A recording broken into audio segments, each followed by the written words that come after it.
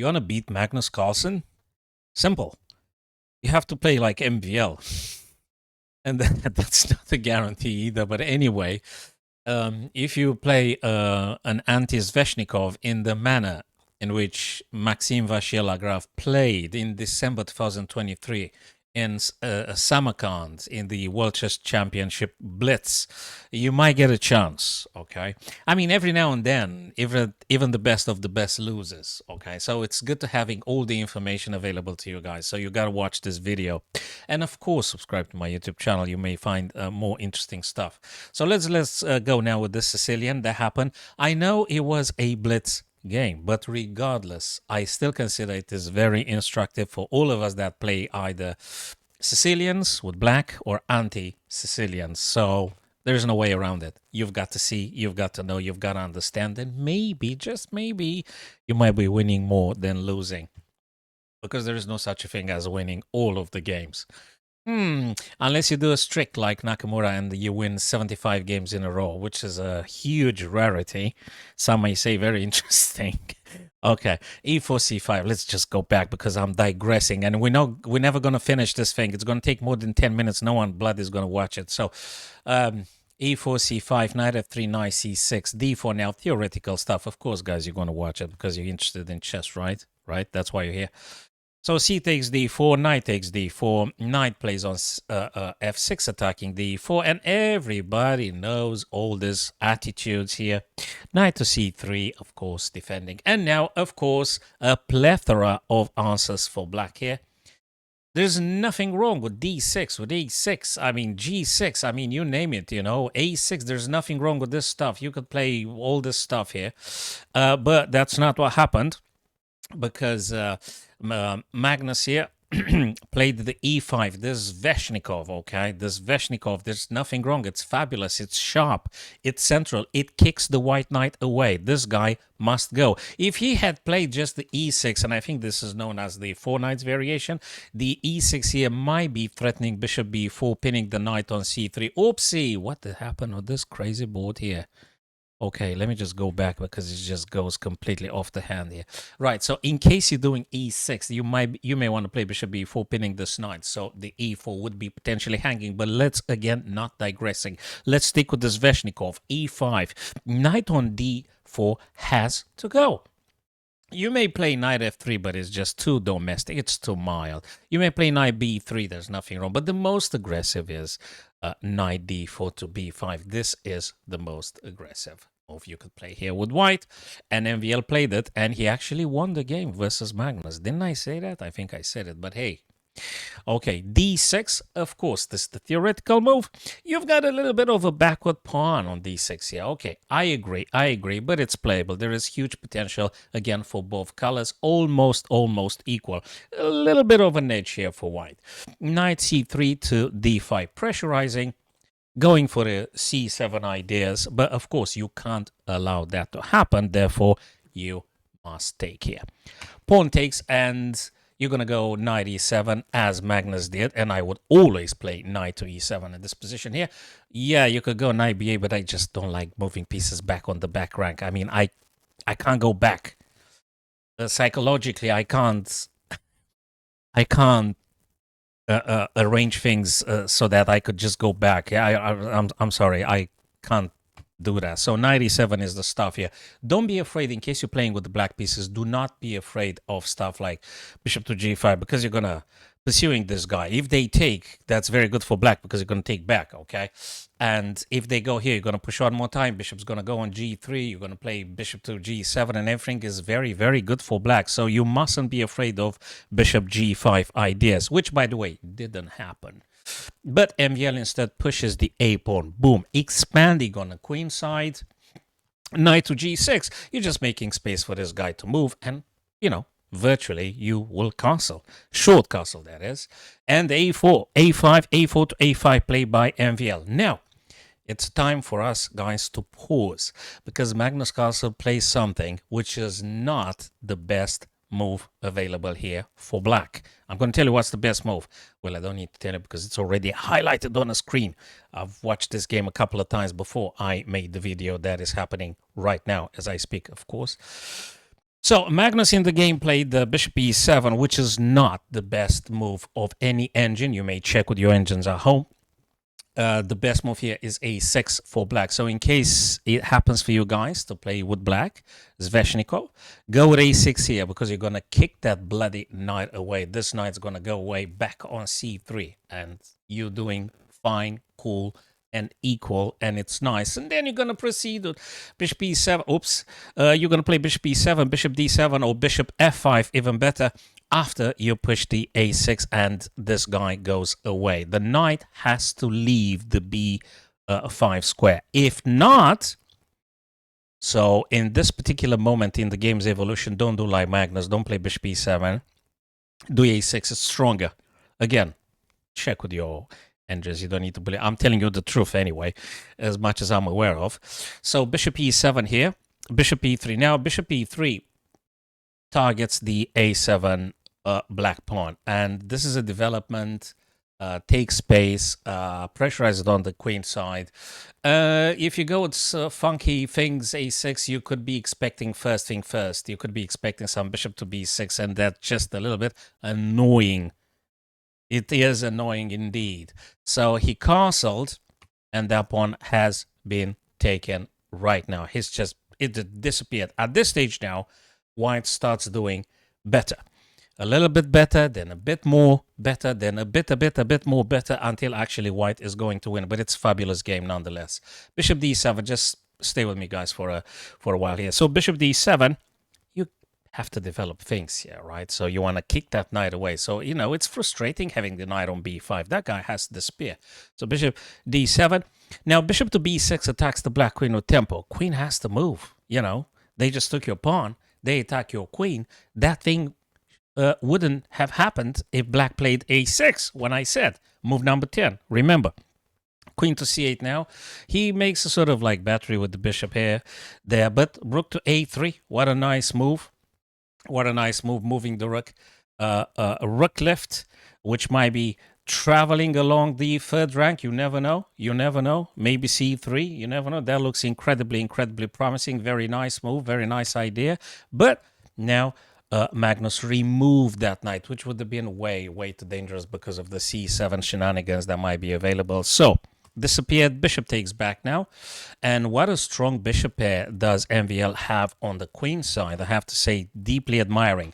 It's good to keep at the back of our minds. If your opponent has a very powerful bishop pair, try to trade one of the bishops. Just trade. Ooh, what's this message? Come on, just stop this nonsense. Sorry, guys. An impromptu message disturbing our scholastic study case now. All right, so go for trading one of the bishops of your opponent bishop pair because it's just too powerful. So bishop to d8 now tries to get rid of at least one of those guys which had disappeared right now. Bishop takes and rook takes, replacing it. Anyway, the rook on f8 didn't do a bloody thing, so just use that one. Castle short now. And you know what I admire greatly here for white's, from white's perspective here, MVL managed to have a massive pawn majority. Massive means bloody hell, it's just 4 white pawns. Just whoop, you're going to see, guys, the pawn storm is unstoppable. Queen to c5 being played, obviously targeting the bishop on b5. Have no fear. Have no fear. You're going to play very nicely c4. And a queen goes very nicely onto b4 here. It's worth attention that if black wouldn't play queen to b4, the idea would be for white here to get some queen to d2 and getting the b4 pawn being pushed. And if queen goes on d4, you're going to have rook d3, more space, more attacking, pawn majority being like a very strong hold on the queen side. So that is the reason Magnus actually goes with the b4. A move that you guys have to keep in mind, it's been highlighted already on the screen for you guys, is the g3, which is a fabulous little idea, taking any attempt that the black knight might ever have, so you stopping them from playing over to f4. In principle, f4. I don't think we got to worry about the h4 at all, but the problem is the f4 indeed. Anyway, white's still doing a little bit better here. Queen to a1, because also the queen here and the rook keep a pressure on the a5 white pawn. So queen to a1, just simply naturally defending that guy. Knight's coming down. Rook to e. You don't want to get checked by the knight and things. Queen moves over to the d1 square. They just look for, stuff like potentially some knight d3 attacking on f and things and stuff like that. King goes on f1. And now he chooses to push the pawn to e4. Now, of course, it's nothing wrong with you taking on e4. Rook e1 taking on e4. There's nothing wrong. It's absolutely fine. So you mustn't worry about that one.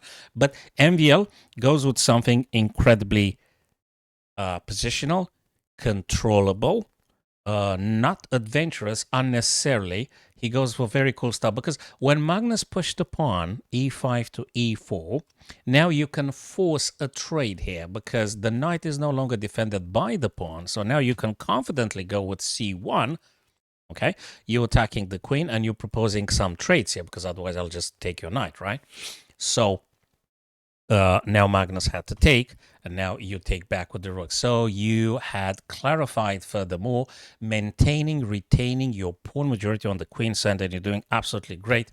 And knight to d3. Now, with white, there is absolutely nothing wrong with you guys to play rooks to c2 here, rook c1 to c2, or rook b. There's absolutely nothing wrong. But there is a cooler way. There's a more elegant, more nicer, and it's pretty much, how do I say that, infallible? Can I say that one? I mean, at this stage, after rook captures, there's really incredibly difficult to envisage any form of counter game that black might have. So you sacked an exchange. That is true, but you can't touch the pawn majority here. And this bishop is actually a killer. This sniper of a bishop just cuts off all those light squares. You can't get you a decent rook on the e file because of that bishop. And you need to engineer all sorts of rook c8, rook c7, and it's so time costly to get the rooks to do something on the e. So rook c8 by Magnus. Rook d1 now going for the d3. You want to take that guy, of course. You're going to take it straight away. Rook to e7 because, hey, you got to get a rook. I mean, what do you do with the rook on the a8? I mean, you just try to get some rook on an open file, right? That's the principles in chess, amongst many others, of course. Get a rook on an open file or semi-open file, that is. And MVL opposes us and says, yeah, hey, take my rook. Come on, take my rook. If you could have heard them, probably he would have said, yeah, take my rook. And Magnus probably said, yeah, you take my rook. I mean, you can imagine that egotic attitude. And MVL continues said, no, you take my rook. I mean, like they just inviting each other. It's a ping pong. You take my rook, you take my rook. And Magnus said, no, you take my rook. And he pushes the pawn down. And now he wants to say, I'm going to push that black pawn down and I'm going to force you to take my rook, And MVL said, no, I'm moving the king out of the pin, so to speak. You take my rook. And Magnus said, in the end, okay, what the bloody hell? Okay, I'm going to take your rook now. Okay, let's just get this thing done. Okay, so Magnus take the rook. It's perfectly fine for you to take either with the king or with the pawn. There's nothing wrong. You could take them both now. But you take with the pawn because you don't want to potentially getting check at some point along the e-file, although I really don't see how many crazy tempi you need to get the rook to actually check your king.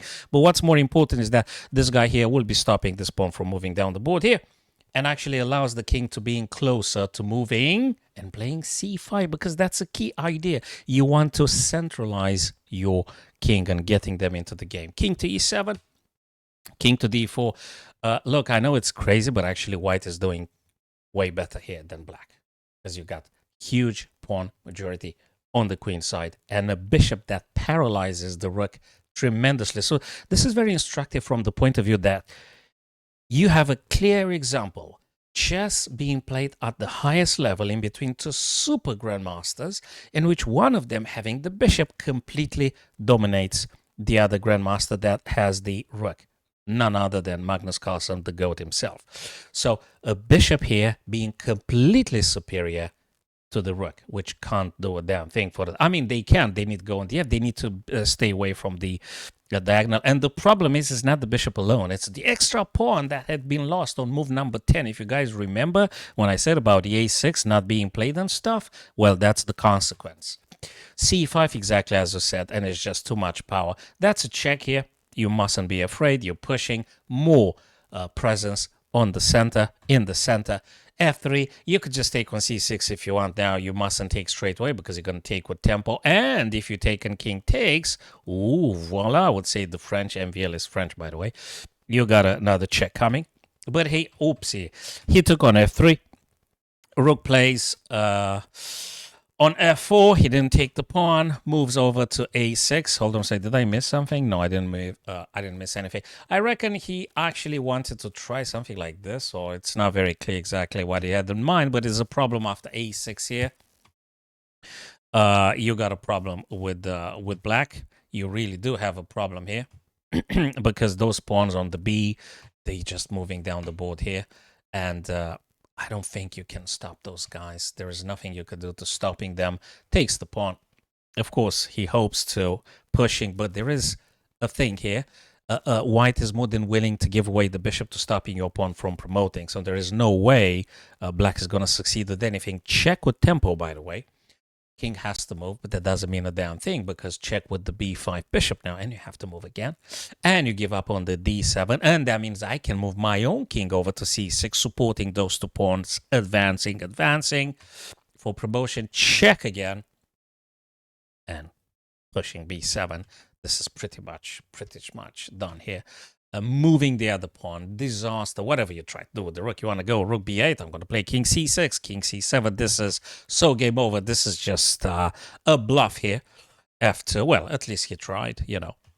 And king to c6, it's unstoppable, fellas. This is clearly winning here for white. King to d4, that's not a problem. You go very nicely on f1. And simply Magnus resigned at this stage here. Of course, he resigned. King c7. You're not going to push the pawns now. You got to play king c7, supporting them to advance. You can't get checked by anything. Nothing really matters because after king c7, you're going to get the queen. And that's just game over stage here. All right, guys. So that was MVL with white playing just 6 months ago because now it's May 2024. So if my basic maths are correct, they played in December 2023, like 6 months ago. And Magnus Carlsen with black, Sveshnikov. Just remember that move number 10. You better do a6 than bishop e7, and you might be getting better game than Magnus in this kind of Sicilians. Hope that was useful. That was slightly entertaining. And subscribe to this channel. See you guys soon. Drop me some comments if you want. If you not, just stay mute. That's right. You don't have to speak if you don't want to. Just stay mute. Don't say nothing. That's okay. And I'll see you on my live streams, or if not, maybe on the next video when heck knows when I'm going to do it, maybe a couple of days. I'm going to have more time next week because it's half term. Anyway, thanks for watching. See you soon.